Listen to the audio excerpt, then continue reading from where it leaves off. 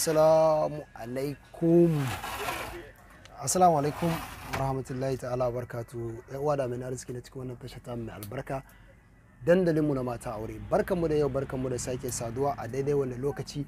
Ni ne naku Alhaji Ali Musa, kamar yadda muka saba ko da wani lokaci muna kokari mu ga cewa mun kawo muku ingantattu kuma shahararru cikin magungunan gargajiya. Yau ma insha Allah mun zo muku da wani sabuwar tsaraba wanda zamu kawo muku ba don komai ba sai saboda inganta zamantakewa tsakanin mata da maza bi iznillahi ta'ala. Yau za mu kawo muku wata itaciya mai albarka wadda za ku yi amfani da ita domin inganta zamantakewa tsakanin mata da maza.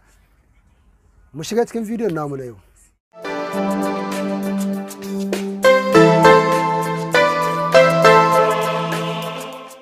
Bidiyon namu na yau zai yi nuni ne akan wata itatuwa ko in ce wasu itatuwa ko in ce wani haɗi wanda muka zaɓo ingantacce domin nishaɗantar da ma'aurata kamar yadda muka yi muku bayani. Wannan shine haɗin da muka yi mai suna cidakaza, kuma kaza gangariya wadda mace za ta yi amfani da ita bi iznillahi ta'ala da yadda Allah. Wannan in dai mace ta yi amfani da shi iya akalla zai yi daɗe a jikinta, zai ɗauki shekara 2 shekara 3 yana amfani a jikinta. In dai ba aihuwa ta yi ba, muddin mace kika amfani da wannan haɗe zai jima yana tasiri a cikin jikinki kamar yadda muka yi muku bayani insha Allah. Da haka wannan shine kit complete namu na cidakaza.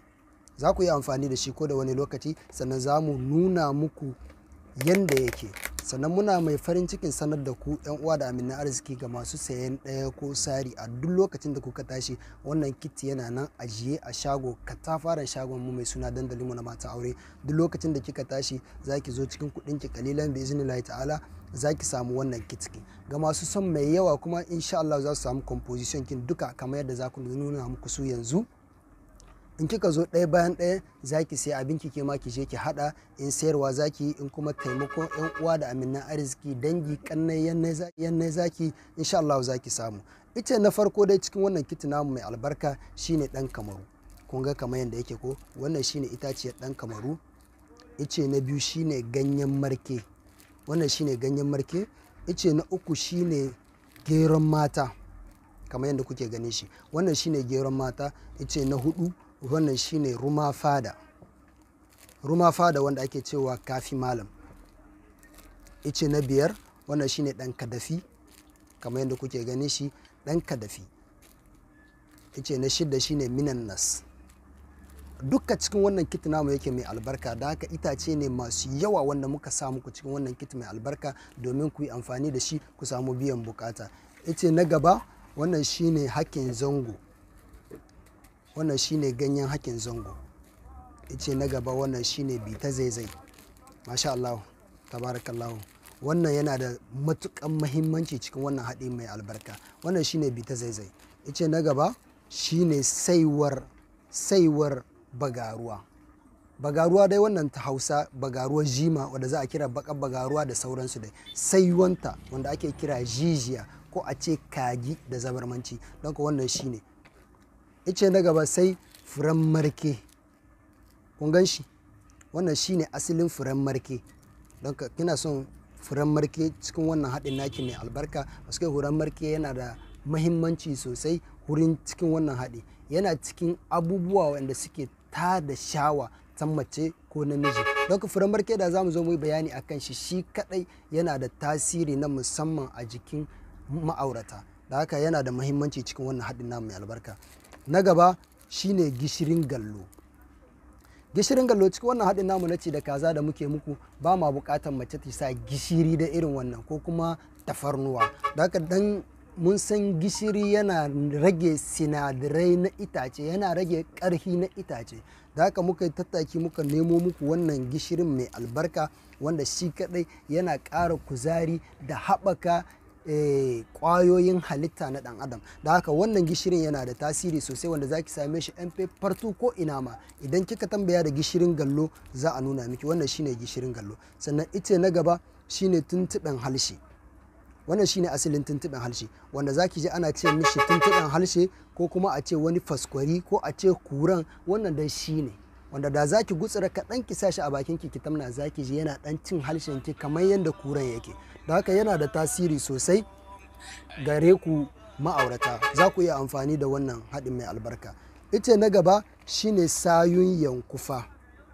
Yankufa dai wannan wanda kuka sani, da haka zaki neman sayun yankufa, yana da tasiri sosai cikin wannan haɗin mai albarka.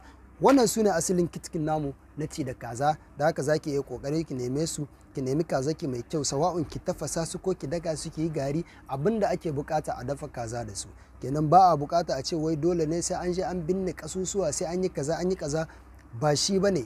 Itace idan za su yi maka aiki to za su yi maka aiki. Abinda ake so ka tsaya kai amfani da su yanda ya kamata. Ice magani ne, sinadari ne, kuma sannan ice tun kafin mu ana aiki da itatuwa masu albarka, ana samun waraka, ana samun abubuwa da dama cikin itatuwa tun daga magabata.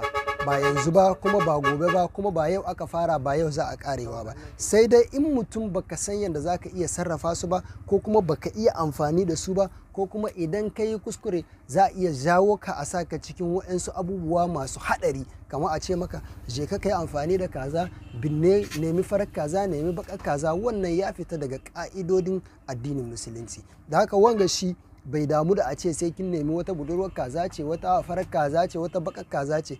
Kaza, naman kaza ake bukata ki dafa wannan itatuwan masu albarka ki ci bi iznillahi ta'ala. Cikin ikon Allah zaki samu biyan bukata, nishadantarwa, kuzari, sannan kyautata ma ɗiya mace ta samu ingantaccen nishadi domin ta inganta zamantakewa tsakaninta da mijinta. Da haka kun ga wannan sune itatuwan da muke hadawa. Ice ɗaya shine sayun yankufa, ice na biyu shine sayun bagaruwa, ice na uku shine tuntuɓen halshe, sannan ice na hudu furen marke, ice na biyar hakin zango, ice na shida ɗan kadafi, ice na bakwai shine geron mata, ice na takwas shine furen marke, ice na tara ya zamo bita zaizai, ice na goma shine ɗan kamaru, ice na 11 shine minanas, ice na 12 shine ruma fada, sannan gishiri shine zai zama na 13 su. Wannan su ne haɗin da muke bukata domin mace ta yi amfani da su.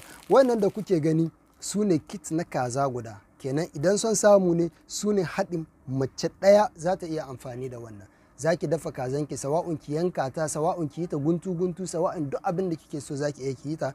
Abin da ake bukata dai ki sa wayannan itatuwan masu albarka. Insha Allah ke da kanki ce zaki sanar da sauran yan uwa da aminan arziki akan su je su nemi wannan haɗin mai albarka domin su ma su ga irin taka rawar mahimmancin da za su yi a cikin rayuwarsu ta aure. Da haka yana da matukan mahimmanci ga wannan duk matar da ta same shi ta jaraba za ta ji daɗin shi, sannan kuma za ta sanar da sauran 'yan uwa da aminan arziki wanda ba su yi amfani da wannan haɗin mai albarka ba na ci da kaza, kuma gangariyan haɗi ne. Insha Allah nan za mu bar ku, sai mu ce muku assalamu alaikum wa rahmatullahi ta'ala wa barkatu. Da haka kuma za mu ce duk wanda suke sababbi ne a cikin wannan tasha ta mai albarka su yi kokari su danna mana subscribe, sannan su danna alamar kararrawa ta yadda daga zaran mun ɗora sabon bidiyo za su same shi. Sannan muna shawartar ga 'yan uwa mata waɗanda suke da bukata, za mu sa description, a ƙarƙashin description za mu sa link na group na WhatsApp ga mata waɗanda suke da bukata ko kuma suke da tambayoyi. Saboda yawan tambayoyi za mu sa link ƙarƙashin wannan bidiyo, daga zaran kun danna za ku shiga. In kuka danna linkin insha Allah zai kai ku cikin group na mata ne unique, mata zalla muke bukata su integrate. Na maza insha Allah shi ma za mu kawo shi yanda za su yi amfani da shi domin su ma su samu cikakken bayani da abubuwan da suka danganci bangaren maza.